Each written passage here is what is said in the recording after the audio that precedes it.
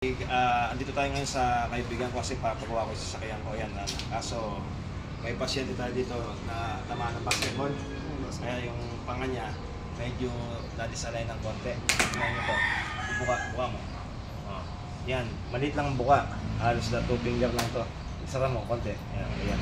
Gumagalaw siya. Tinamaan siya dito nag-impact. Kaya ito yung gagawin natin ngayon.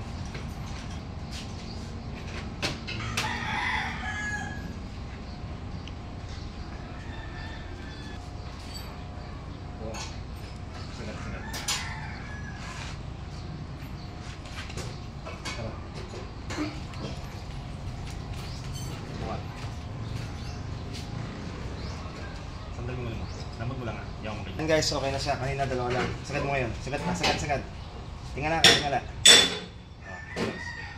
May buka na, di ba?